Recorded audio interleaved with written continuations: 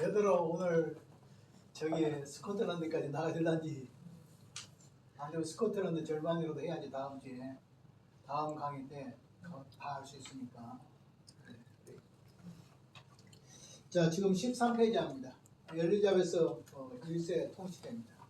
지금까지 보면 이제 헨리 8세가 결혼할 목적으로 그 다른 엠볼린과 결혼할 목적으로 이혼 요구를 했는데 스페인의 그 왕비하고 신성 로마 제국의 황제비하고 자매지간이어서 결국 교황인 클레멘트 7세에게 이혼 제가를 못 해주도록 이렇게 했는데 결국 이것을 이제 해결하려고 성직자들이 두 직분을 가지면 불법이지 않냐 이런 것으로서 회의를 하도록 해가지고 결국 이것을 향해서 찬동을 하니까 이거 불법이다 해가지고 결국 영국이 천주교로부터 떨어나. 그리고 두 명 아까 쓰였죠. 크로멜이라는 사람하고 그 다음에 또 하나는 토마스 크레머라는 두 사람을 통해서 형수하고 저 시동생하고 결혼한 것이 합법인가? 라는 것을 교수들을 통해서 토론하도록 해가지고 불법이다 라고 해가지고 내가 오늘 영국의 국왕이지만은 이혼한 것이 합당하다. 왜냐하면 결혼 자체가 불법으로 결혼했기 때문에 이혼해야 되지 않겠느냐. 그래서 결국 캐서린을 버리고 자기 본처 형수 캐서린을 버리고 그 다음에 엠볼린과 더불어 결혼했지만 1000일 정도 가서 엠볼린이 다른 사람들과 가까이 지나니까 결심하니까 단두대에 목을 잘라서 죽이고 그 다음에 또 다른 여자를 맞이했고 또 다른 여자를 맞이해서 얘를 낳았어요. 낳았는데 그가 누구냐면 제인 그런데 결국 어떻게 했냐면 아이 낳고 18개월 만에 죽어버리고 그 아이가 누구냐 하면 에드워드 6세가 되고 그 다음에 큰 딸이 누가 되냐면 메리 왕이 되고 그 다음에 그 천일간의 사랑 속에서 태어난 엠볼링 사이에서 태어난 딸이 엘리자베스 1세인데 그 딸이 나중에 엘리자베스 1세 딸이 되고 왕이 되고 이런 과정으로 하면서 그 왕비들이 2명은 이혼당하고 그 다음에 1명은 죽고 1명은 살고 그 다음에 2명인가 3명인가는 처형당해 죽이고 이렇게 불행의 인생을 맞이했고 나중에 에드워드 헨리 8세도 매독에 걸려가지고 그 다음에 또 결국 나중에 죽을 때 성직자의 손을 붙잡으면서 죽었다. 그때 나이가 55세였다. 얼마나 불행한 사람. 그 다음에 그 사이에 이제 아까 제인이라는 이 9일간의 제인 데이지. 그 다음에 에드워드 6세가 9살 때 왕이 돼가지고 한 5년 동안 왕하고 결국 그도 죽음을 당해. 그런데 그가 있을 때 그래도 하나님의 그 섭정을 하도록 해가지고 섭정한 사람들이 전부 다 개신교주의자들이어서 영국을 거좀 정교를 하는데 영국 자체를 성경 위에 놓도록 했다. 가장 큰 업적이 42개 조항의 신앙 고백을 만들었다. 그래서 교회가 전체가 믿음으로 구원을 받고 성경이 죄이고 파체설을 다 부인하고 그 다음에 오직 세례와 성찬을 다 준비하고 영국어로 성경을 읽도록 만들고 이렇게 종교를 했어요. 그런데 그것도 이제 오래 못 가서 결국 에드워드 6세가 죽으니까 결국 그 당시에 이제 결혼 관계로 좀 얽혀있던 여자가 왕비로서 여왕을 만들었는데 이 사람이 왕이 될 수가 있어. 왜냐하면 헨리 8세의 직계 후손이니까 될 수가 있는데 메리 영을 추앙한 사람들이 나중에 몰아서 그 9일 만에 왕을 된 그 여자애를 처형을 시켰어요. 그때 그 여자애가 죽으면서 내 목을 한 번에 잘라주라 그렇게 부탁을 하고 그 다음에 비참한 최후를 맞이했고 그와 같이 함께했던 정치인들도 다 함께 참석해서 죽고 그 다음에 장로가 메리 왕이 됐는데 메리 왕은 결국 어떻게 했냐면 한 많은 여자가 돼가지고 자기 어머니의 한이 그 속에 들어있어서 결국 자기 어머니가 이혼당하고 불행하게 사니까 결국 자기는 카톨릭을 신봉할 수밖에 없었고, 그 다음 개신교주의자들 때문에 우리 어머니가 이렇게 된 이혼당했다는 생각하니까 더 미워하고, 개신교주의자들을 잡아주겠는데 성직자들을 300명을 처형해 줍니다. 그러니까 대단하죠. 목회자들을 300명을 개신교 목사들을 300명을 처형해 주고, 그 다음에 개신교 목회자들이나 이런 분들은 다 유럽으로 도망을 쳤는데, 대륙으로 도망을 쳤는데, 그때 독일에서 안 받아주니까 칼빈 쪽으로는 제네바 쪽으로, 스위스 제네바 쪽으로 나가서 청교도들이 거기서 공부해가지고 다시 돌아왔는데, 돌아온 사람들이 청교도. 그 사람들이 오늘 청교도들이 루터파의 영향보다도 칼빈주의 신앙에, 오늘 장로교의 칼빈주의 신앙의 영향을 받은 것은 개혁자들이 메리엄 때 박혀와서 갔다가 다시 배워서 신학을 가지고 다시 돌아온 사람들이 칼빈주의자들이었다 하는 거예요. 그 다음에 이제 오늘 여기에서 엘리자베스 일대는 이런 겁니다. 제가 그냥 대충 설명할게요. 이 사람이 이제 왕이 딱 됐습니다. 이때가 가장 영국의 부국을 만들었거든. 무려 왕을 1558년에서부터 1603년까지 왕이 됐으니까 45년간을 왕을 했어요. 대단히 장기 왕을 했죠. 근데 이 사람이 정권을 잡고 나니까 이 사람은 개신교주의자예요. 오늘 엠볼린도 개신교주의자고 엠볼린의 딸이니까 이 사람도 개신교주의자예요. 그런데 문제는 뭐냐? 자기가 중용을 택합니다. 천주교 세력도 있잖아요. 개신교 세력도 있잖아요. 그러니까 양쪽을 다 끌어안으려고 천주교도 좋고 개신교도 좋고 다 끌어안아 버렸어요. 그래가지고 심지어 신앙 고백을 바꿔버렸어요. 39제는 칼빈주의 신앙 그대로거든요. 우리 장로교 교리하고 거의 같아요. 그런 교리였어요.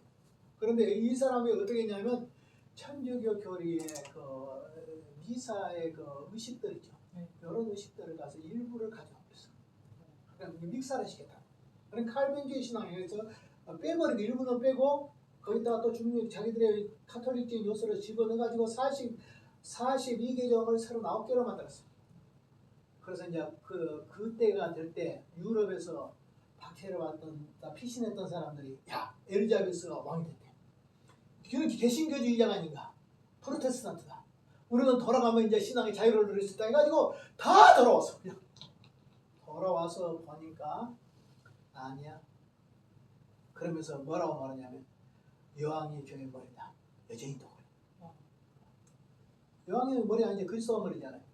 그래야 돼. 그 다음에 천주교 의식들을 다 가지고 있어. 그 십자가 세례를 줄 때 손가락으로 무너지고 십자가를 그리면서 세례를 줬다든지, 소리를 볼 때 꿀을 앉아서 세례를 받도록 했다든지, 약간 이런 것들이 천주교의 미사 형식이 많이 들어있어요.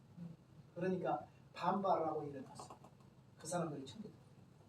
그래서 청교도들은 원래 청교도가 되려는 건 아니라 메리 여왕 때 박혀왔던 사람 떠나서 엘리자베스 여왕 때 돌아와서 신앙의 자유를 꿈꾸고 왔지만 이루어지지 않았고, 이루어지지 않으니까 거기에 반박을 하지. 엘리자베스에게 반발하니까 재산 탈취해버리고 다 죽여버리고, 그 다음에 성당 그 당시 교회 안 나오면 벌금도 매겼어. 엘리자베스는 교회 안 다니면 벌금도 매기고. 그러니까 이제 어떻게 그 영국 국교에 못 다녀 있잖아. 우상숭배하고 막 섞어져 있는 그런 곳이니까. 천주교 반, 개신교 반 이렇게 돼 있으니까.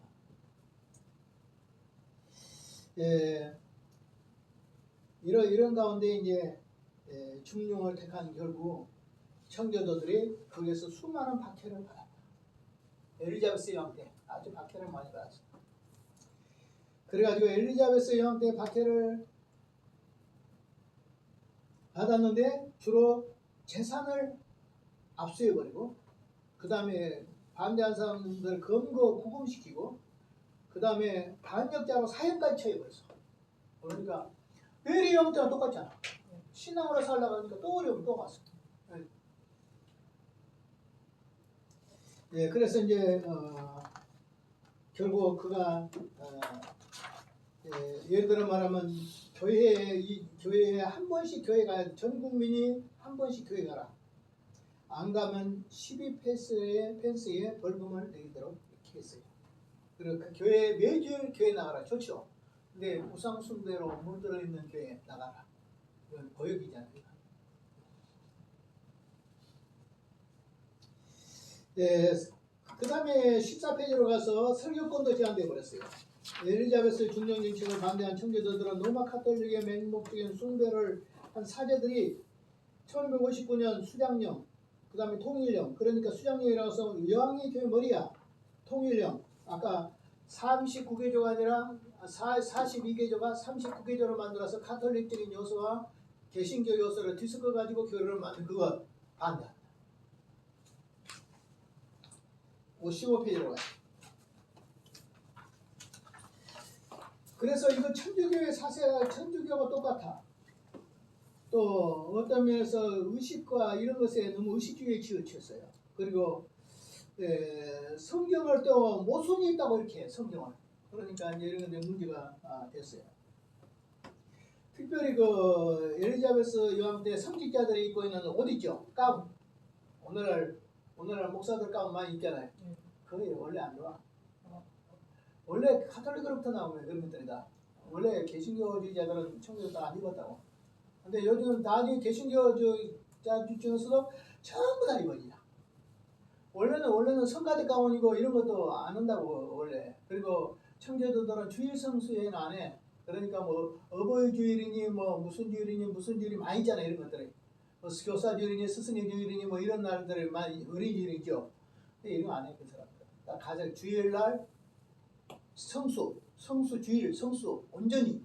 그 다음 하나 한다 그러면 성탄절. 그 다음에 부활절 절기로. 그 다음에 추수감사절 요 정도 많이 한다면 그 정도. 그 이상은 없었다. 근데 오늘은 이런 것들이 막 들어왔어. 후기에 막 들어왔다. 이게 다. 그리고 목사들의 가운 입는 것도 알고 보면 원래는 안 입었다고. 안 입었는데 이게 자꾸 들어와서 입기 시작한다고. 이런 것들을 못 버린 사람들을 루터교 출신들이야. 루터교 출신들은 루터 교육자의 종교육자이지만 완전 종교 그걸 못해. 일부는 카톨릭적인 그 전통을 그대로 가지고 있어. 루터파가. 지금도 루터파는 그래. 우리하고 틀려. 복장도 다 틀려. 근데 우리 장로교도 처음에는 성가대만 가운 입었어. 성가대 가운만 입었어. 옛날 우리 목사님도 보니까 내가 70년대에 우리 교회 목사님, 고신층 그쪽에 목사님이셨는데 장봉주 것도 이렇게 생겼어. 나도 그래. 지금도 나도 가운 안 입어. 가운 안 입고 성찬식 할 때 가운 안 입어. 뭐 장갑 끼고 안 해. 나 그래서 잘했다는 거 아니라 너무 오히려 의식주의로 많이 교회가 기울어가고 있지 않을까. 이런 것들을 생각해야 돼요. 그래서 어떤 뭐 모양을 내고 이런 데는 좋겠지만은 나중에는 그것이 더 좋지 않아. 어떤 목회자들은 박사가운을 그렇게 좋아해. 후드 입고 막 빨간 거 이렇게 해서. 근데 진짜 박사들은 아니야. 진짜 박사가 할 필요 없잖아. 그냥 어중간해서 어디 돈 주고 받은 이런 사람들이 그냥 박사처럼 막 흉내를 많이 내지. 진짜 박사들은 그거 할 필요도 없어. 아무 의미도 없어. 그런데 이렇게 교회가 어떤 예식주의로 흘러가고 또 의식주의로 흘러가고 그 다음에 사제복이라든지 목사 가운이라든지 성가대 가운이라든지 이런 중심으로 계속 흘러가서 결국 청교도들은 이걸 반발했다. 들어와 보니까 다 벌써 던졌는데 들어와 보니 다 씻고 있으니까 이렇게 된 거예요.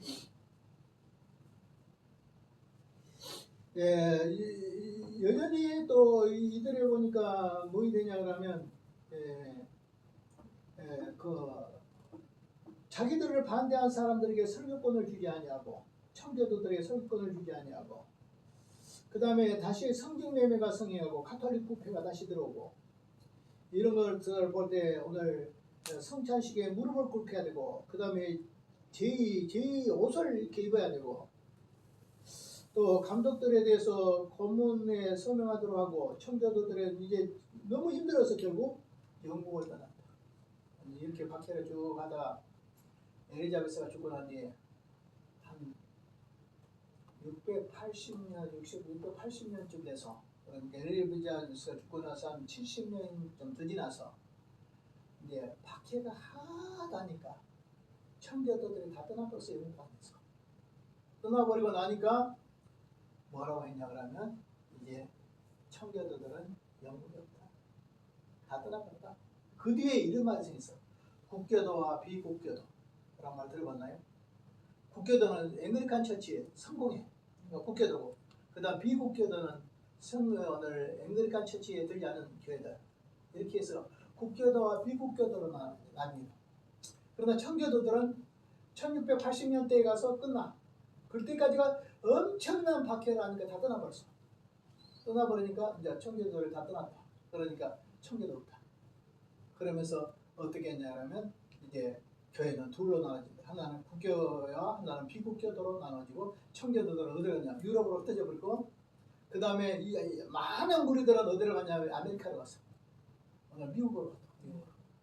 그래서 청교도들은 어디 생겼냐? 영국서 생겨가지고 영국에서 꽃을 피우지 못하고 미국으로 가가지고 잉글랜드 미국에 가가지고 오늘 아메리카 대륙에 오늘 미합중국 대륙을 건설하는 그런 원동력이 됐어. 지금까지도 청교도의 흐름이 미국선에 있어. 그러나 너무나도 이제 바이든이라든지 클린턴이라든지 이런 사람들 그다음에 흑인 정권 누구야 오바마라든지 이런 사람들이 완전히 하나님 부인하고 점점 자유주의로 가가지고 종교 혼합주의로 만들 이 지경에 드디어 트럼프가 나타났어. 그리고 트럼프가 나타나가지고 무지막지하지만은 자기도 자기 총까지 맞으면서 하나님 앞에 발을 하려고 해. 그래서 저 동성연애자들 다 의가사 전시켜버렸다. 14,000명을 잘라버렸어. 군대에서 동성연애주의자들 장군부터 시작해서 다 잘라버렸어. 다 싹 쓸었어. 그 다음에 여자와 남자가 없다. 딱 했어. 그리고 공립학교에서도 기도해라. 그 다음에 십계명 가르쳐라. 다시 다 환원시켰어. 마치 종교를 해놓은 것 같은 그런 흐름이 다시 돌아왔어. 감사합니다. 우리나라는 어떻게 돼? 이거의 반대로 뒤집어져. 아이고. 그래서 늘 걱정되는 게 뭐냐면 차별금지법 통과 안 돼야 된다. 진짜 없다.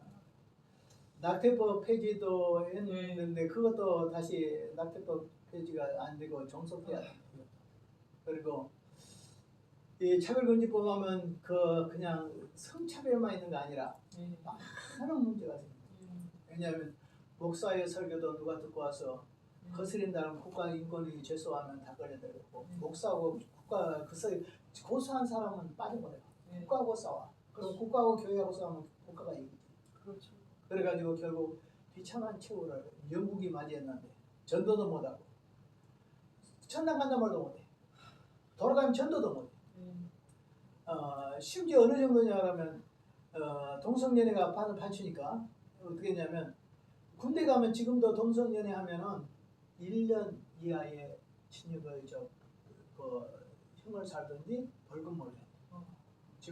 지금까지 막아져 있어.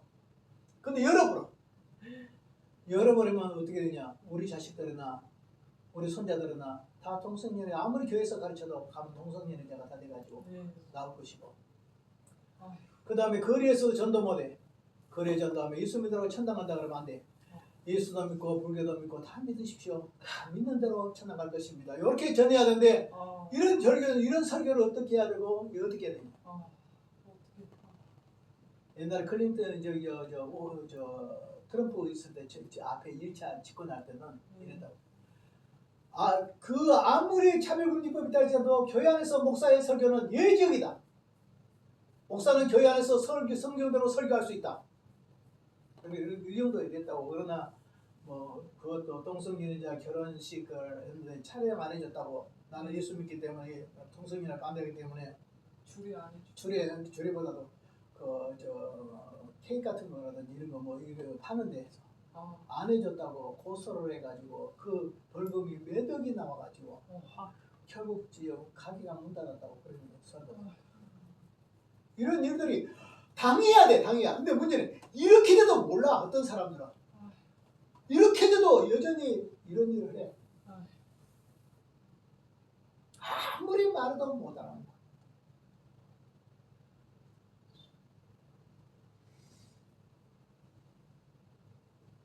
영국의 개혁 속에 일어난 15페이지의 종교개혁 속에 일어난 사건들. 존 폭스는 교회 역사 가운데 행적기념비라는 아까 말하기를 순교열정이라는 책을 썼어요. 8권을 썼다겠죠. 그런데 다 불태워버리고 한 권만 남았다겠죠. 그걸 한국에서 지금 번역돼가지고 기독교 순교사와 순교열전 이렇게 해서 책이 나와 있습니다.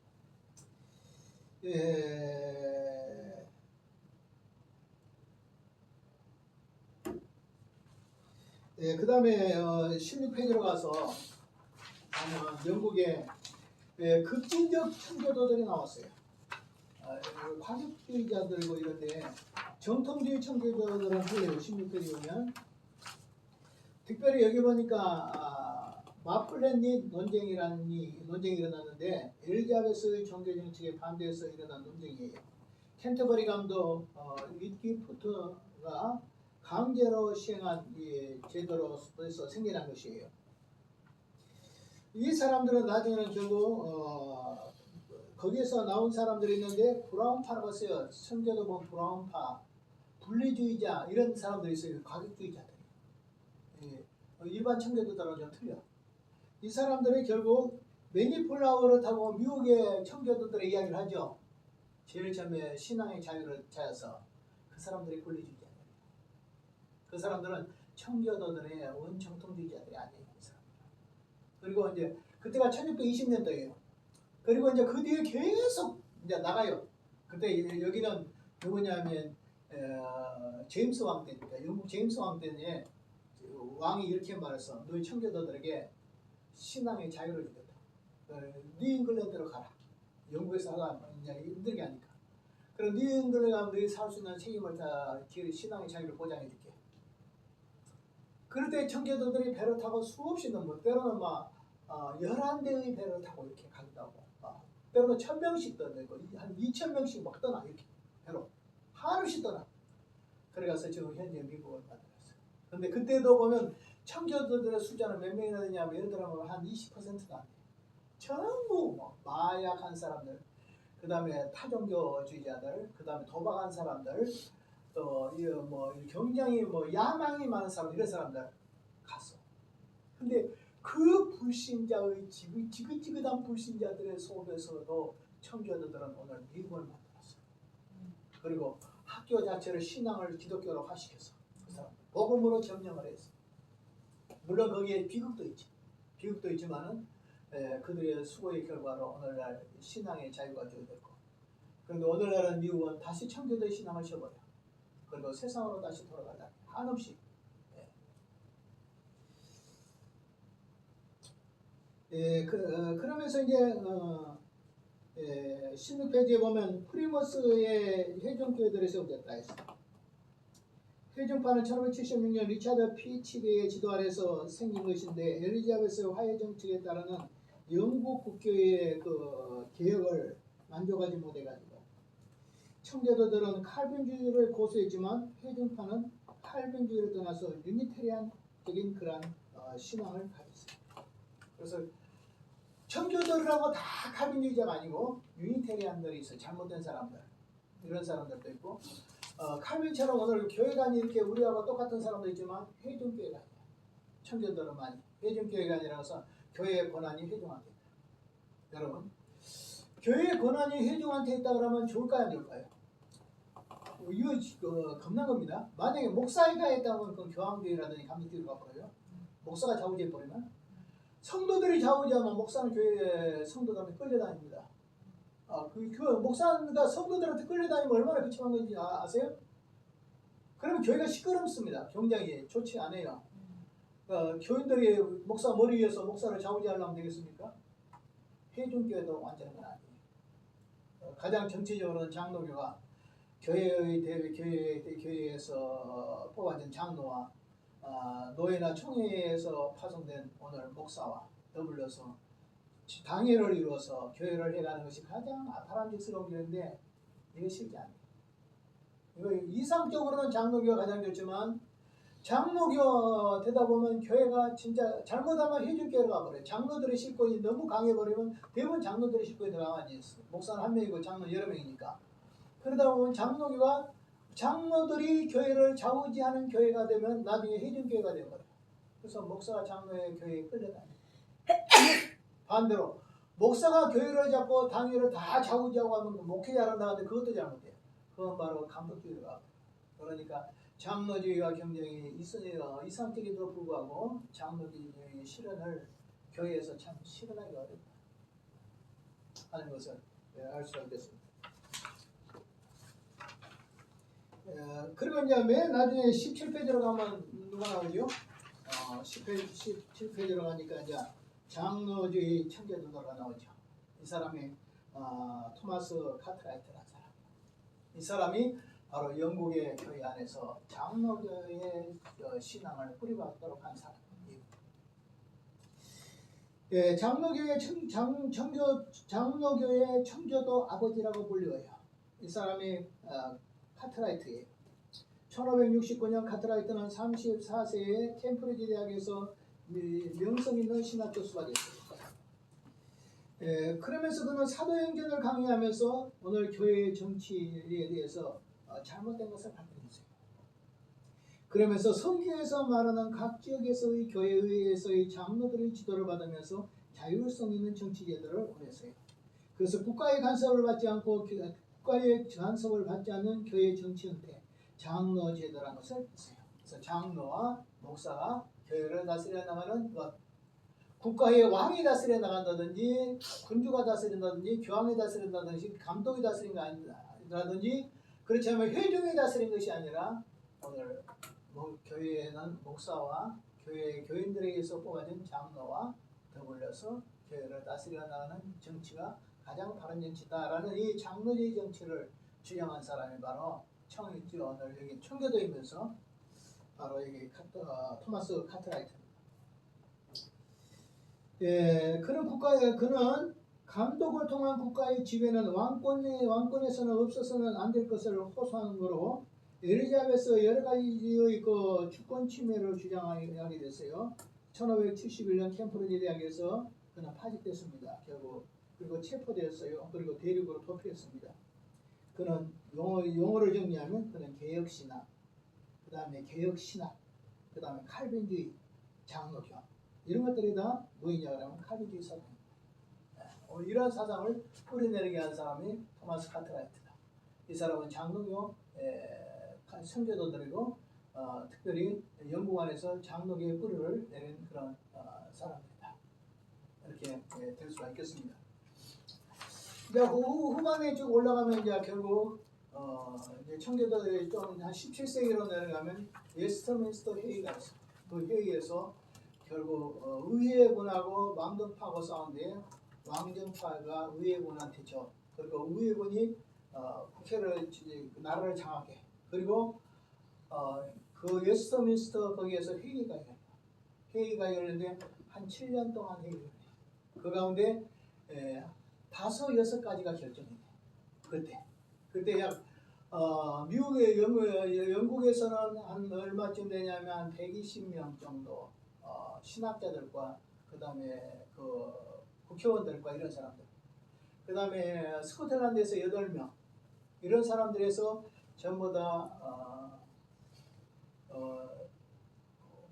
5년 정확히 5년 6개월 22일이나 돼.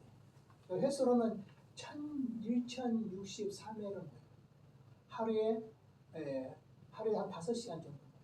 그렇게 해서 교회 전반적인 교리 체계를 만들어. 그 중에 한 개가 무엇이냐면 웨스트민스터 소열입니다. 현재 우리가 보는 거죠. 그 다음 제가 쓰고 있는 웨스트민스터 대열입니다. 그 다음에 33문으로 된 웨스트민스터 신앙고에서. 그 다음에 예배는 이렇게 드려야 된다. 예배 모범. 웨스트민스터 예배 모범. 그 다음에 시편 찬송. 그 다음에 건징절에 이런 것들이 이제 쫙 만들어졌어요. 그 이것을 만들어가지고 영국 의회를 딱 통과해버리더라면 영국 자체가 다 장로교가 될 뻔했어. 불행하게 있잖아요. 영국 의회에서 통과하기 전에 무슨 일이 벌어졌거든요. 만들었어. 5년 6개월 22일 동안 만들었어. 이것을 가지고 온 그 스코틀랜드 사람들은 8명밖에 안 돼.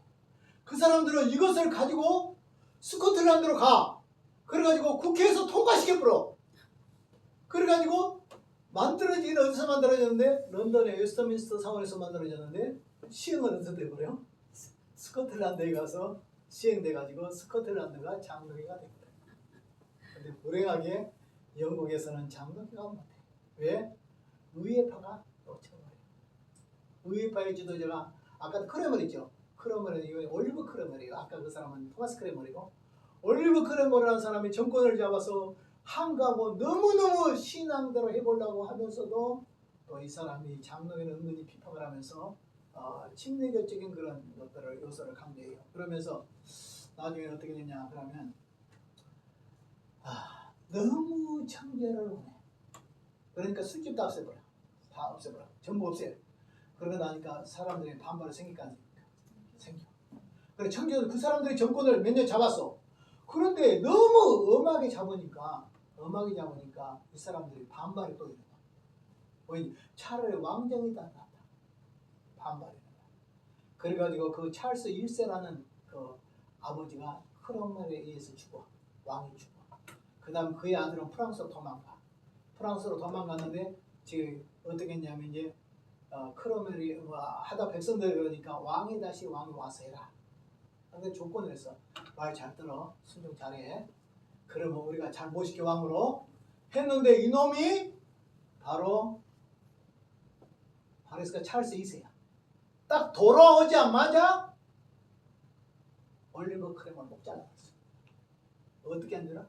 올리버 크레멀을 목을 잘라서 10년 동안 매달아 놨어. 꼬챙이 닦기까지 매달아 놨어.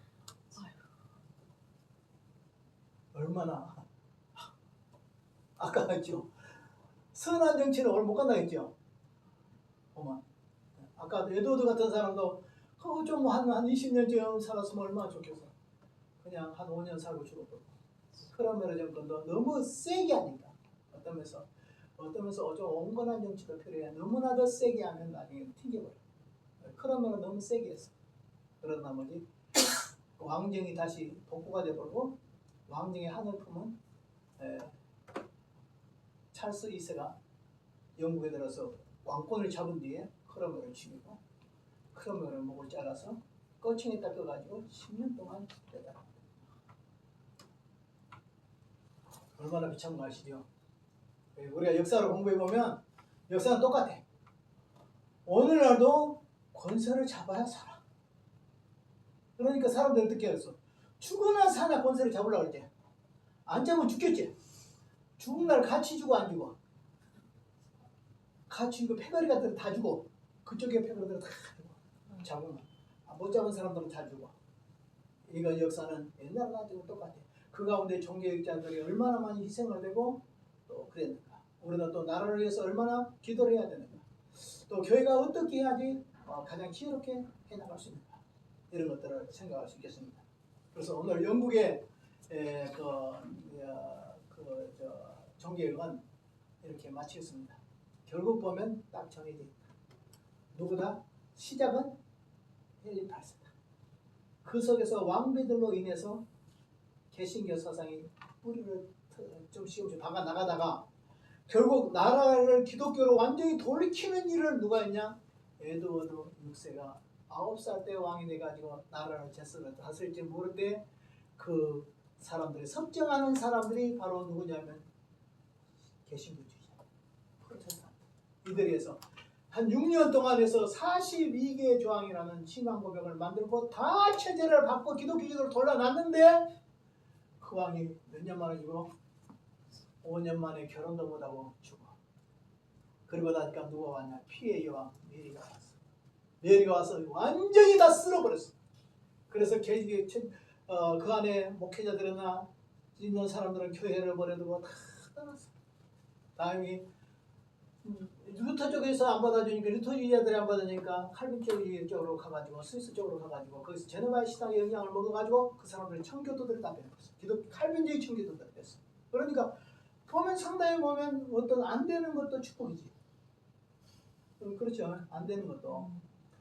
그리고 돌아왔어. 돌아올 때 그 다음에 왕이 누구냐? 엘리자베스거든. 엘리자베스는 그때 메리 왕이 죽은 바람에 메리 왕한테 엄청나게 미움을 받았어. 미움을 받아가지고 런던에서 32km 떨어진 곳 혼자 이렇게 살았어. 그리고 날마다 자기 누구만 와도 자기 죽일 거 싶어서 무서워서 별걸 보고 떨고 살았어. 그러던 그렇게 5년을 그렇게 살고 있는데 어느 날 갑자기 마차가 달려와. 자기는 자기를 죽일 줄 알았어. 그런데 모시러 왔어. 누가? 영국의 왕국에서 모시러 왔어. 누구를? 엘리자베스를 뭐하러? 왕으로 삼으려고 모시러 왔어. 그러면 성은 중에 성이지. 자기 죽을 줄 알았는데. 그러는데 그는 인간주의를 취한 것 같아. 그래서 하나의 개신교반, 그 다음에 천주교반 이런 중용 정치를 행정을 하다가 결국 다시 청교도들이 박해를 받고 고난을 당했어요. 그리고 신조를 바꿨어요. 42개 신조로 몇 개 신조로? 39개 신조로. 거기다 뭘 지원해서 천주교의 제사, 예배 의식 이런 것들을 제2 의식을 갖다가 거기다 포함시켰어요. 그러니까 이걸 보고 흥분을 하고 못 겪는 청교도들이 반항을 하고 거기에서 다시 핍박을 받고 힘들고 어렵게 살다가 그 다음에 찰스 1세 때도 그리고 제임스 6세, 그 다음 제임스 6세 왜냐하면 엘리자베스 처녀잖아요. 처녀니까 왕위를 못 이어나가잖아요. 그 당시에 스코틀랜드에 제임스 6세인가 되는 왕이 있었어. 그 왕이 영국의 왕으로 왔어. 그러니까 그 스코틀랜드 왕과 영국의 왕을 겸해서 해서 그 사람이 바로 누구냐라면 제임스 왕이 그때 번역된 성경이 바로 킹 제임스 바이블이고 그리고 그때 신앙에 박해를 받던 사람들이 어떠냐면 뉴잉글랜드로 길을 열어주니까 다 신앙의 자유를 떠나서 우리가 청교도 1620년도 뭐 120명이 와가지고 갔다는 것뿐 아니라 그 뒤에 수많은 청교도들이 아메리카로 이동해 가버렸고 그 다음에 그들의 숫자를 보면 전체 숫자에서 한 20%나 10%밖에 안 되는 사람들인데 그들이 신앙으로 그 이민자들을 다 돌이켰어. 그래가지고 오늘날 청교도는 영국에서 생겨가지고 박해를 받아서 못 견디니까 미국으로 와가지고 오늘 미국에서 청교도에 꽃을 피웠어. 그래서 그 나라가 옛날에는 독립전쟁이 일어나기 전에 나라 이름이 뭐냐 뉴잉글랜드. 현재 미국 전신. 그래서 지금 이렇게 되는데 미국도 지금은 청교도 신앙을 떠나버리는 그러한 위기 속에 와 있다. 이제 이어서 오늘은 이제 드디어 스코틀랜드 종교에 대해서 보겠습니다. 우리가 잘 아는 대로 스코틀랜드와 영국은 주로 두 개의 나라로 있다가 한 개의 나라가 되기도 하고 그랬습니다. 그래서 제임스 왕 같은 사람은 스코틀랜드의 왕인데 영국의 왕이 되기도 하고 이렇게 했어요. 지금도 작년인가 재작년인가 몇 년 전에 스코틀랜드하고 영국하고 독립하자고 두 개의 나라로 나누자는 그런 국민들 그랬죠. 됐어요, 안 됐어요? 만약에 그렇게 독립을 하면 지금 현재도 자기들한테 주어진 것이 돈이 월급이 개인적으로 들어간 돈이 엄청나게 많대요. 유익이. 우리나라 같으면 25만 원만 준다고 해도 다 찍어줬는데 이 사람들은 돈이 한 달에 몇백씩 들어오는 그런 수익이 생긴다고 해도 안 찍어. 안 찍어. 그래서 지금 한 개의 나라, 영국으로 포함됐지만 오늘은 이제 밑에 영국은 이렇게 해서 끝났고 이제 스코틀랜드의 종교를 한번 살펴보도록 하겠습니다. 제7강 스코틀랜드 종교입니다. 스코틀랜드의 종교의 배경. 스코틀랜드는 기독교 역사에서 약 1500년의 역사를 가진다. 오래됐죠? 5세기 니니안의 선교사가 스코틀랜드 원주민들에게 팩트족을 개종시켰고 6세기에 이르러서 콜럼바 선교사가 와서 이오나 수도원을 지으면서 복음 선포가 이루어졌다. 교회의 성격이 켈트 기독교라는 것은 여기 보면 켈트 기독교라는 설명은 밑에 각주 보면 이렇게 나와 있어요. 켈트 기독교에서 로마 카톨릭 교회로 바꿔진 것은 왕비 마가리세 때문이다. 스코틀랜드의 대표적인 종교학자 스코틀랜드의 대표적인 종교학자는 존 납스다. 스코틀랜드의 많은 순교자들이 여기서 나왔어요. 영국에서도 많이 죽었지만 스코틀랜드에서도 많이 죽었어요. 이번에 우리 저 집사람이 이번에 영국 간다고 해서 영국 간대요. 나보고 가자게요. 그래서 가면 좀 좋기는 좋겠다. 왜냐하면 선교 유적지나 선교 입지들을 좀 살펴보면 너무 좋겠다. 그런데 아마 제대로 안 될 것 같아요. 사람들 가서 해도. 그리고 차별금지법으로 얼마나 고통을 당하고 있는 것을 보이죠. 그래서 이제 차별금지법을 반대했던 지금 현재 기독교인들이 남아가지고 힘들고 어려운 신앙생활하면서 그들이 돈을 모았어. 돈을 모아가지고 아마 수억을 모은 것 같아요. 영국이라도 부자라도 교회나 개인은 부자가 아니에요. 그 돈을 모아서 성경금을 가지고 우리 집사람이 지금 하고 있는 에스더 금식 기도회 거기에 아마 수억의 돈을 이렇게 여기서 교통비만 항공비만 가져가고 비행기상만 가져가고 거기에서 모든 체류하는 비용들은 그 현재 기독교 지도자들이 거기에서 돼요. 이번에 그런데 좀 가면 좋기는 좋겠다 이런 마음인데 8월달에 아마 8월 2일 날이나 이렇게 끝날 것 같아요. 난 또 그러면 이제 교회가 또 비잖아요. 그러니까 나는 안 간다고. 또 신학교에서 강의도 해야 된다. 방학인데? 우리는 방학하지만 어떤 학교는 한 학기 1년을 4학기로 만들어 가지고 방학도 없는 학교도 또 있어요. 자, 종교개혁 이전의 종교개혁자들입니다. 언제든지 영국도 종교개혁 이전의 종교개혁자들이 있었거든.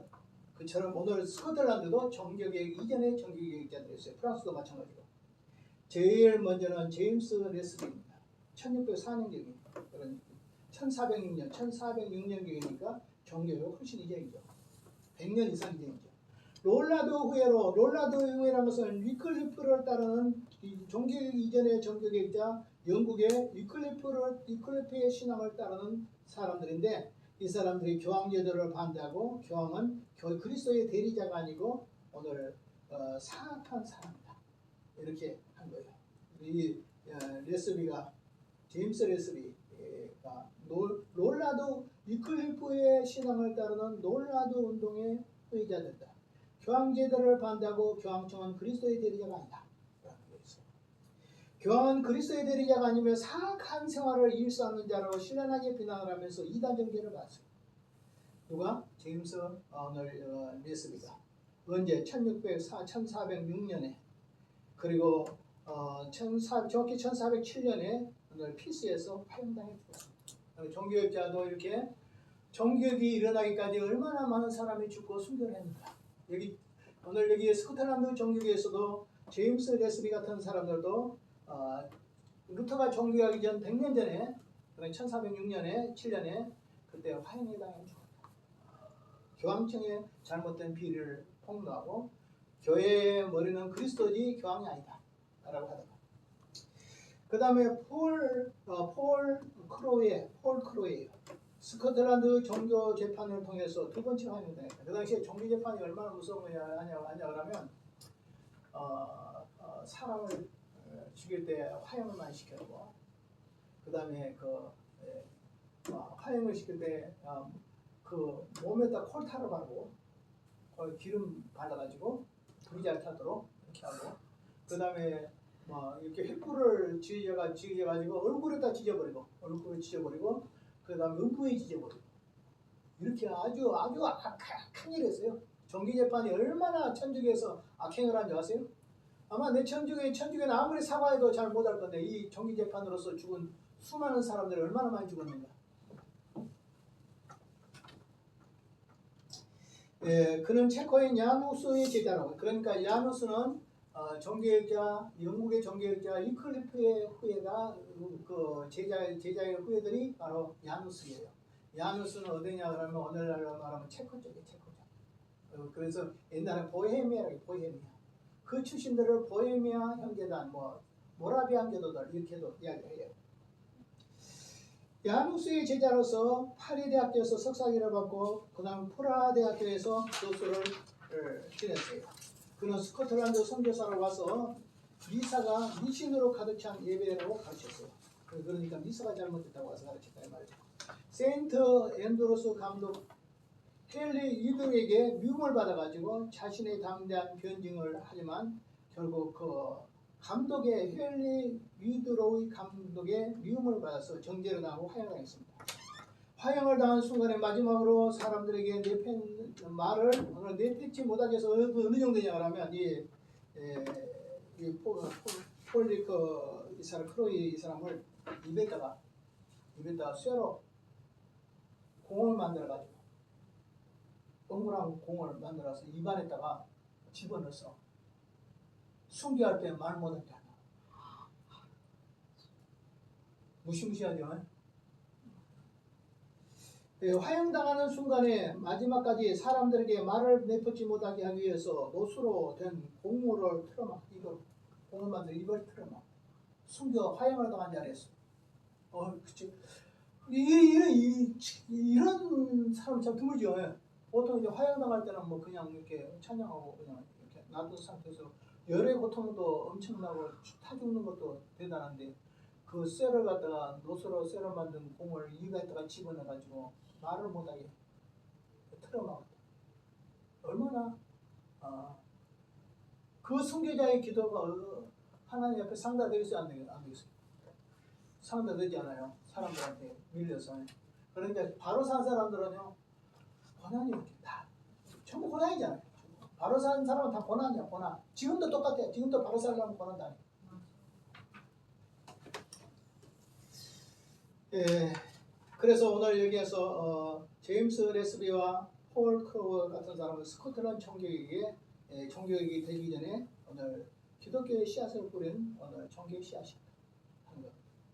그 다음에 스코틀랜드의 종교교육자들은 몇 명 있어요? 하나는 해밀턴입니다. 그 다음에는 누구냐? 그 다음에 리서드요.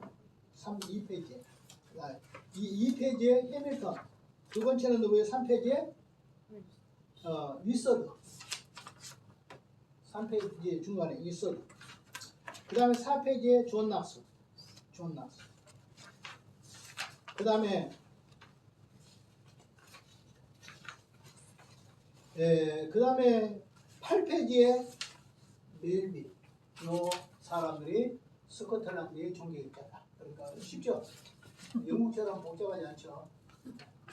자, 종교계 이전의 종교학자 누구? 제임스 레스비. 두 번째 폴 크레이. 사람들은 스코틀랜드의 종교계 이전의 종교학자다. 그러면 스코틀랜드의 종교학자는 4명으로 크게 될 수 있어. 한 명은 누구냐? 해밀턴. 두 번째는 누구냐? 리서드. 세 번째는 누구냐? 존 낙스. 네 번째는 누구냐? 멜빈. 요 네 사람만 하면 오늘 공부는 끝나요. 오늘 잘하면 다 끝납니다. 자, 그러면 오늘 여기 해밀턴을 보겠어요. 2페이지입니다. 해밀턴입니다. 루터주의자입니다. 이 사람은. 루터의 목소리라고 불러요. 그 말은 무슨 말이냐? 루터주의 신앙이라는 뜻이에요. 최초의 순교자가 된 해밀턴이에요. 이 사람은 스코틀랜드의 최초의 기독교 종교학자로서의 최초의 종교학자. 성직록까지 받은 왕조 해밀턴은 1518년 파리에서 에라스무스주의 인문주의와 루터주의를 접했다. 이 사람은 프랑스에서 파리에서 유학하면서 에라스무스란 인문주의자와 그 다음에 오늘 루터주의를 접하게 됐다. 그러니까 종교학자들은 대부분 뭐 인문주의야 에라스무스 영향을 많이 받아. 루터도 그래요. 칼빈도 그래요. 또 많은 사람들이 보면 쯔빙길리도 그렇고 성경 에라스무스의 영향을 많이 받아요. 에라스무스는 왜 영향을 받을까요? 에라스무스는 신약 성경을 헬라어로 자기가 최초로 번역한 사람인데 이분이 유럽에 흩어져 있는 모든 수도원에서 신약 성경 헬라어 원본들을 전부 찾아서 거기에서 그걸 번역했어요.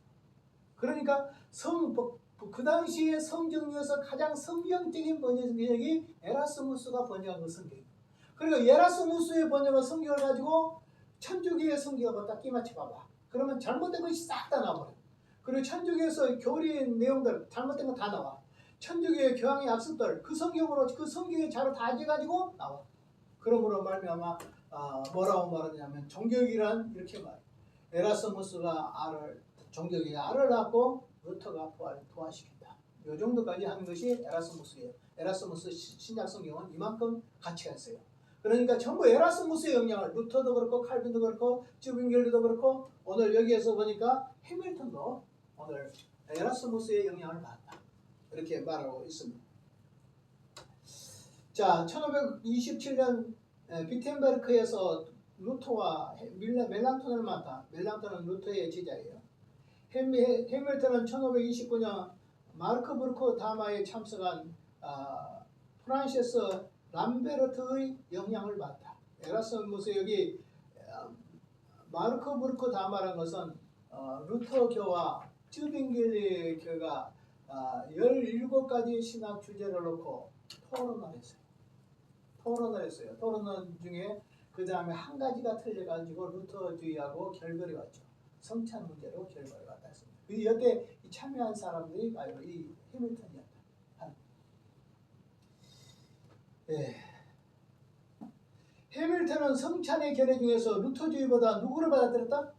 쯔빙글리를 받아들였다. 그러니까 루터는 뭐죠? 루터는 공개설, 예수님의 살과 피가 성찬의 떡과 잔에 포함되어 있다. 공개해 있다. 그런데 그는 누구를 주장하냐? 쯔빙글리. 아니야. 성찬의 떡은, 성찬의 잔은 예수님의 살이나 피가 들어있는 게 아니야. 이거 뭐냐 그러면 기념하는 거야. 그래서 기념설. 그러니까 해밀턴은 루터주의지만은 성찬에서 누구를 따라갔다? 루터보다도 쯔빙글리를 따라간 사람이다.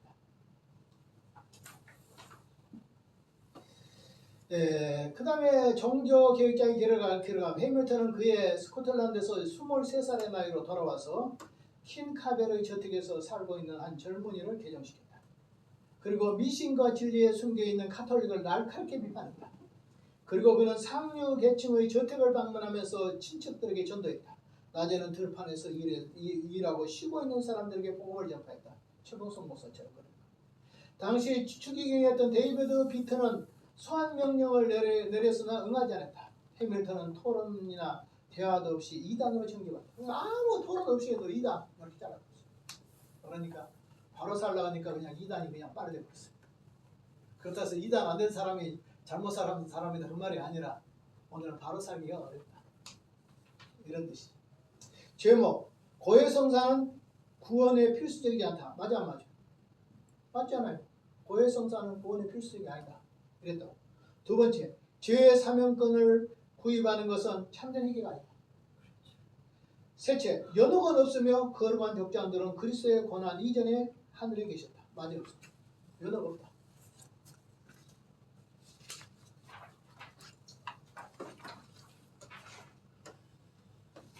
그 다음에 로마 교황은 적그리스도다. 아이고 이건 진짜 큰 죄를 교황을 적그리스도라면 그때는 맞을 타서 죽어. 우리도 이렇게 말 조심해 이런 데 하면 우리도 죽는 수가 있어. 해밀턴의 순교 1528년 2월 28일 해밀턴은 세속권세에서 정죄를 받다. 이단은 그날 저녁 식사를 한 후에 세인트 앤드루스의 대학의 맞은편 세인트 셀바이 타워라는 곳에서 형장에 끌려갔다. 형장에서 자기와 함께 한 종에게 외투를 벗어주면서 이렇게 말했다. 이 옷은 불 속에서 아무 소용이 없다. 하지만 너에게 도움이 될 것이다. 이것 외에 너에게 줄 것이 아무것도 없구나. 하지만 나의 죽음을 모범으로 삼길 바란다. 심판의 날에 더 고통스럽고 잔인한 일이 있겠지만 그것은 영원한 생명으로 들어가는 입구가 될 것이다. 진짜 이 화염의 불 속에 죽는 것이 천국에 들어가는 입구다. 놀랍죠? 이런 확신이 없이 어떻게 죽을 수 있겠어요? 가다 아유 나 몰래 안 할게요. 벌써 사는데 누가 말하기를 옛날에 잡혀서 고문 나가니까 다 일러줬거든. 다 일러줬대. 누구 오늘날 유명하게 떠드는 누구 다 일러줬대. 요거 입히고 다 가르쳐줬대. 근데 누구를 일러줘? 너 어디 있냐 그러니까 병신이 돼갈 정도로도 입을 열지 않았대. 누군지 모르지만 대화를 했죠. 그 입을 열지 않고 살아난 사람이 진보다. 그러니까 정치 색깔은 틀리지만 누구를 존경하는 자기를 보호해줘. 자, 끝으로 해밀턴은 하나님께 자기 영혼을 부탁드리고 독재자의 악행을 탄원하는 기도를 했다.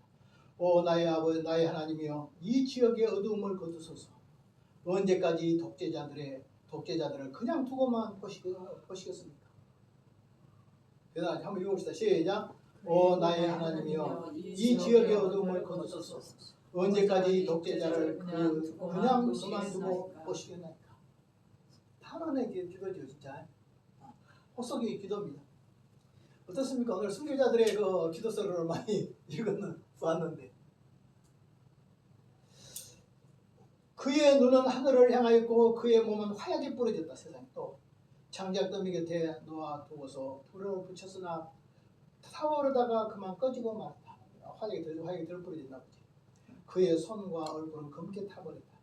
다시 화약을 해밀턴에 뿌리고 불을 붙여 태웠다.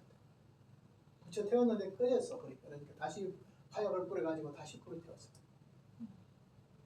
옛날에 초대교회도 순교할 때 이렇게 했습니다. 순교할 때 사람들을 죽은 사람들의 시신을 있잖아요. 골목에다 다 모아 한꺼번에 모아. 그래가지고 거기다가 콜타를 뿌려. 그래가지고 불을 질러. 그래서 거리에 가로등으로 살았어. 그러면 그 사람 탄 냄새가 있잖아요. 밤새도록 연기가 돼서 주택에 거리 온 천지에 처참하잖아. 생생하면서 지긋지긋하죠. 그런 길을 걸어왔어. 그런 길을 걸어올 때 교회는 안 타락했어. 그런 길을 걸어올 때 하나님이 함께 하셨어. 그런 길을 걸어올 때 교회는 부흥됐어. 오늘날 예수를 통하여 영광을 다 받으려게 천국의 영광보다 더 좋은 이상의 영광을 꿈꾸고 있어. 이 모든 사람들이. 그래서 노회장이나 총회장도 서로에 올라간다니.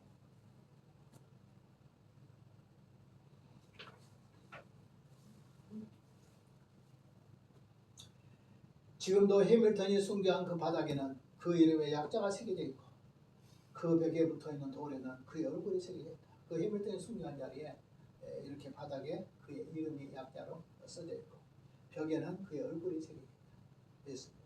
그래서 해밀턴은 루터주의자였는데 무슨 틀렸다? 성리에 대해서는 쭈빙글리 기념서를 택한 사람이고 이 사람은 여기에서 복음을 전한 가운데 결국 처참한 죽음을 당했다. 종교개혁자, 스코틀랜드의 종교개혁자로서 죽은 사람 중에서 맨 처음 죽은 사람이 해밀턴. 두 번째, 이서드. 개혁주의 종교개혁자 왕족인 이서드는 귀족 출신으로 33세에 순교했어요. 33살. 고대 언어에 통달한 문법학교 선생이었다. 귀족들에게 그리스어를 가르쳤다. 이서드의 이단성이 있는 자로 지목을 받자 영국을 통해서 스위스의 찔리에 가서 불링거에서 시작을 했다. 그래 영국에서 이단의 그 협박을 느끼고 스위스로 도망갔다. 그래서 쭈빙글리 스위스에서 불링거는 누구냐? 아까 쭈빙글리 선생님 이야기했죠. 스위스의 종교학자 쭈빙글리의 사이가 오늘 불링거예요. 사이도 장인 어른의 뜻을 받들어서 스위스의 종교계에 대단한 일을 하신 분. 불링거한테 배웠다 이 말이에요.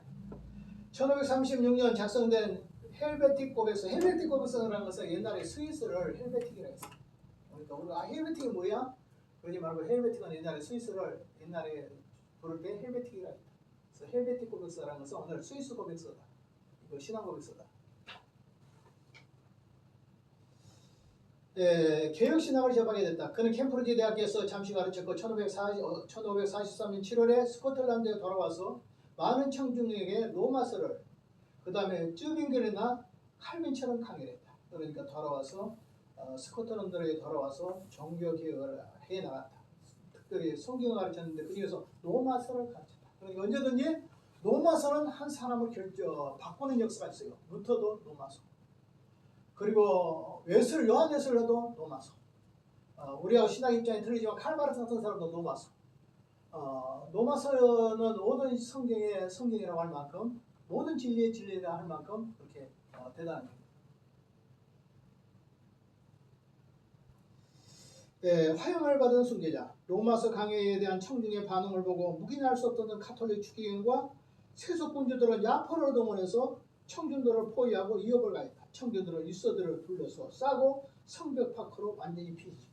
그러니까 이서드가 설교하니까 오늘 해결 천주교들은 나와가지고 그를 완전히 둘러싸가지고 포를 가지고 둘러싸서 잃어버렸는데 그 속에서도 청중들이 오늘 여기 이서드를 포옹했다. 1545년 말에 댄디를 떠나 에딘버러로 가서 동쪽 노디만에 방문했을 때에 추기경 데이비드 비터는 사기꾼을 고용해서 이서드의 친구 존 키니에를 보내어서 서신처럼 거짓 서신에 편지를 썼어. 그래서 이 장에 죽이려고 이제 거짓말 편지를 썼어. 서신 내용은 몸이 매우 아프니 이서드에게 방문을 주면서 자기 친구가 아프니까 빨리 가라. 친구 집으로 가도록 해가지고 중간에서 죽이다. 이렇게 가짜 편지를 썼어. 키니어 집 근처 1마일 거리에서 60명의 무장 부인들이 자객을 배치시켜서 죽이려고 했다. 그것을 알지 못한 이서드는 서둘러서 친구 집으로 가는 도중에 갑자기 생각이 들기를, 갑자기 하나님이 주셨겠죠. 이렇게 하면 큰일 난다고. 하나님께서 나를 막으시려고 하는 것처럼 친구를 방문하는 일이 마음속에 이렇게 불안할까. 지금 친구가 이제 아프다 그래 빨리 오라. 그래 친구 집으로 막 가다 보니까 마음이 막 불안해 가는데. 그러니까 내 마음이 왜 이렇게 불안하지? 그렇게 이거 가는 것이 하나님 뜻이 아닌가? 이렇게 이제 생각했겠죠. 자, 그래서 친구 집을 방문하는데 내 마음이 왜 이렇게 불안할까? 예, 이서드를 동의하던 자들은 길을 가다가 길을 멈춰섰다. 그때 다른 친구들로부터 무장하고 숨어있던 부인들에게 이 정보가 들어갔고, 그 다음에 다른 친구들로부터 무장한 사람들이 지키고 있다는 것을 정보를 들었고, 오늘 이서드는 도리어 감사했다. 해밀턴을 하향시키는데 앞장선 주기경의 분노가 크게 달해서 1546년 1월 16일 밤에 오메스티 이서드를 검거에 구금시켰다. 그러니까 아까 해밀턴도 죽이고 이 사람 또 이게 이서드도 죽이려고 했다. 그 2월 28일 공판에 소환되어서 감독의 신문을 받고 33세의 이서드는 화영장에서 트럼펫 주자들이 소리를 내자 2명의 집행관이 이서드에게 검은 옷을 입히고 화약을 몸에 바르자 이서드는 화약이 발라진 몸으로 무릎을 꿇고 기도했다. 한번 읽읍시다. 시작. 세상의 구주이신 하나님, 저에게 자비를 베풀어 주옵소서. 하늘에 계신 나의 아버지여, 나의 영혼을 당신께 부탁합니다. 처음 보면 기도할 때 자기 영혼을 부탁한다 이렇게 기도하고 있죠. 죽을 때. 순교자 이서드는 존 낙스에게 영향을 끼쳤어요. 이 이서드가 바로 존 낙스의 종교학자, 스코틀랜드의 가장 유명한 종교학자 오늘 존 낙스의 스승입니다. 그는 존 낙스는 스승을 불에 붙은 그 붙은 것을 보고 진리의 불로 바꿨다. 이렇게 말하고 있어요. 존 낙스입니다. 스코틀랜드의 종교에게 교육을 한 자예요. 스코틀랜드의 종교의 아버지입니다. 존 낙스가 하나님의 트럼펫이라는 명칭을 가지고 있어요. 칼빈주의자입니다. 스코틀랜드의 종교에 주도했던 역할을 한 자며 스코틀랜드의 장로교주의를 설립한 사람입니다. 그래서 세계 장로교를 제일 먼저 만든 사람이 누구냐? 스코틀랜드의 존 낙스입니다. 그건 알아야 돼요. 우리 장로교는 어디에서 출발했다? 신앙은 칼빈주의지만은 출발 장소는 스코틀랜드고 이것을 출발시킨 자가 존 낙스다. 장로교의 선구자는 누구냐? 존 낙스다. 낙스는 어린 시절에 라틴어를 배웠고 아우구스티누스, 히에로니무스와 같은 교부들에 대해서 배웠고 그리스와 히브리어도 배웠다. 1540년 사제가 되었고 1545년 수임을 받기 전에 개인 교수로 활동했고 칼빈처럼 철학자 존 메이저에게 배웠다. 1545년에 개종했고 프란치스코 수도사인 토마스 기욤에게 설교를 통해서 건전한 판단력과 교리를 깨달았고 성경이 보냈다. 낙스는 이서드의 제자로서 어디든지 그림자처럼 이서드를 따라다녔다. 이서드가 1546년 순교했던 그 도시 세인트 앤드루에서 사역했다. 낙스는 헬버트 고백서의 교리문답서를 가르쳤다. 그러니까 헬버트 고백서하고 교리문답서를 여기 스코틀랜드에서 가르쳤다. 그 다음에 5페이지. 청교도 신앙에 근거한 스코틀랜드의 교회 개혁에 힘썼다. 노예 생활했어요. 존 낙스는 노예로 끌려갔습니다. 노예 생활을 했습니다. 이 사람은.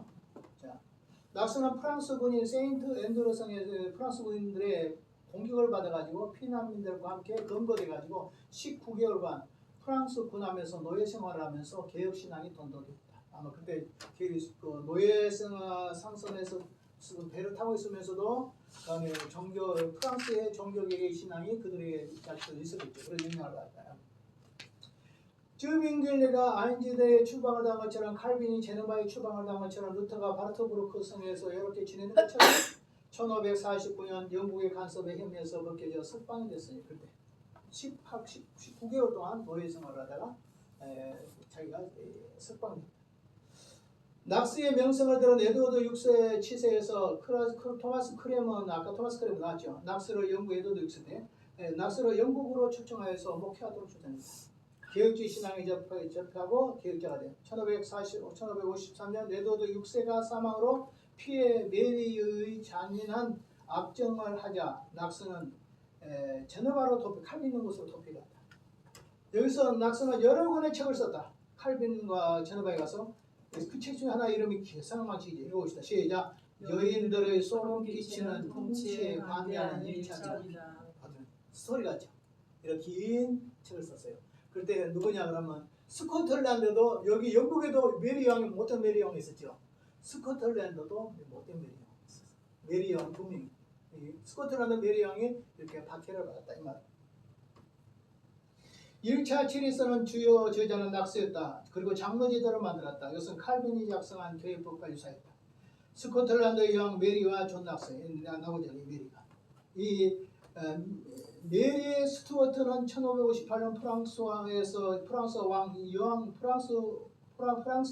프랑스와 2세와 결혼을 했으나 프랑스와 2세가 1560년 12월 5일 세상을 떠났다.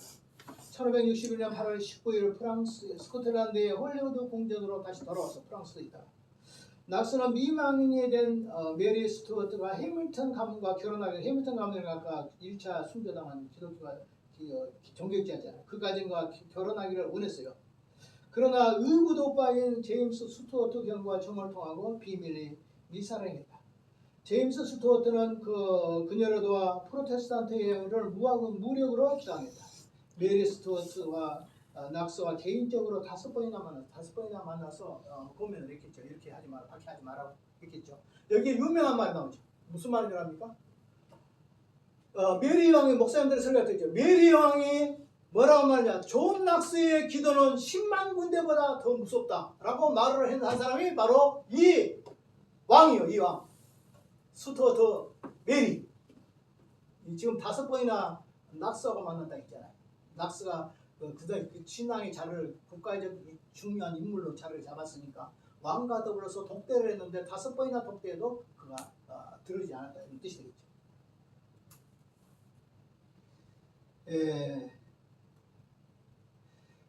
사생활에 문란한 메리 스튜어트는 낙스의 설득을 거절하고 장로교회를 주장하는 자들을 제거했어요. 천주교 입장에서.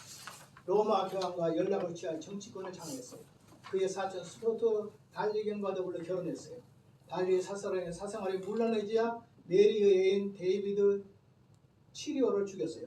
그 달리는 천년으로 세상을 떠나고 경호 대장인 제임스 헵번과 3번째 결혼을 했어요. 이 메리 왕이 사생활을 복귀하고 스코틀랜드 귀족들은 더 이상 묵인할 수 없어 그녀를 성에 가두고 그의 아들 제임스 6세를 위해서 폐위시켰어요.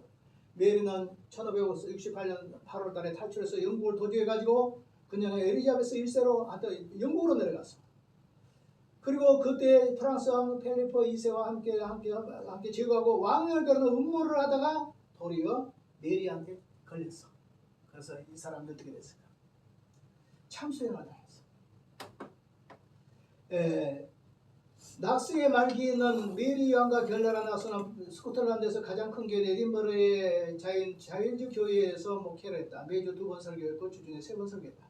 목회하는 중에 사랑하는 아내를 잃었다. 1564년 3월 17일 날 나발의 스튜어트와 제거에 재혼을 했다. 근데 나이가 너무 차이 나죠. 이제 쭉 보면 궁중에서 쓰러지게 되어 거의 회복하지 못한 상태에서도 그는 저수를 했다. 하나님의 부르심을 받은 낙서 1572년 11월 10월 화요일 낙서는 숨을 거두기 어려울 지경이 되게 기침을 했고 자신의 인종이 가슴을 느꼈고 그는 평상시 하는 대로 성경을 읽고 시편을 읽었다. 고통이 점점 심해져 아내와 비서에게 요한복음 17장, 이사야 53장, 예배소설을 읽어달라고 했다. 1572년 11월 17일 동역자에는 다음같이 말을 합니다. 나는 그토록 목말라 기다리던 날이 바로 옵니다. 문 앞에 이를 것입니다. 그날은 나의 수고가 끝나는 날이고 슬픔이 끝나는 날입니다. 그날은 그리스도와 함께 할 것입니다. 내가 그분의 복음을 위해 진실을 다해 수고한 일에 하나님께서 나의 증인이십니다. 나는 하나님의 아들의 복음을 관한 참되고 분명한 교리에 아무것도 가르치지 않았습니다. 나의 사랑하는 형제 로슨이여, 선한 싸움 다 싸우며 주님의 사역을 즐겁게 수행하십시오. 주님이 당신에게 복 내리시고 에딘바라의 모든 교회에 복음을 굳게 잡는 복을 받기를 원합니다. 지옥의 문들이 사라질 것입니다. 11월 24일 5시에 아내에게 이혼을 했어요. 내가 처음 부탁드리던 성경 본문을 읽어주시오. 그 성경을 읽은 다음에 그녀는 요한복음 15장을 읽었고 칼빈은 에베소서의 설교한 부분을 읽고 그 다음에 11시경에 부르심을 받았어요. 그때 나이가 67세였어요. 근데 여기 재혼한 여자가 몇 살 차이나? 40살 차이. 이렇게 차이가 많이 나요. 그는 취위를 어떻게 했냐? 당회 노예 대총회를 했어요. 그러니까 장로교 측의 당회 지금 현재 당회 노예 총회 대회 다 있어요. 이분이 다 만들었어요. 여기 칼빈의 예정론을 주장했어요. 예정은 불변한다. 그런 선택, 어떤 사람 버리고 어떤 사람 선택했다. 이중 예정을 주장했어요. 낙서였죠. 자국으로 성경과 찬송을 보고했어요. 두 종류의 성찬과 떡을 다 허락했어요. 성직자에게 결혼을 허락했어요. 성직자들에게 평신도들에게 교회 사역에 참여시켰어요. 지역교회를 새롭게 했습니다. 성직자가 교회를 감동하는 일을 부활시켰어요. 성직 직분은 남용을 지어했습니다. 낙서의 저서들 쭉 읽어보세요. 밀벨 밀벨 좀 요걸 할까? 할까? 지금 5분이나 지났어.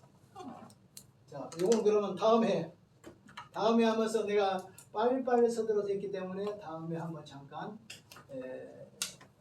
그 스코틀랜드 종교회를 한번 다시 한번 읊어드리고 그 다음에 한번 나머지는 다음 주는 쉽게 끝날 것 같습니다. 가봐야 알겠지만 그렇습니다. 기도하겠습니다. 하나님 감사합니다. 오늘도 은혜 주셔서 고맙습니다. 오늘 영국 교회사를 종교역사를 배웠습니다. 스코틀랜드 종교역사를 배우고 있습니다.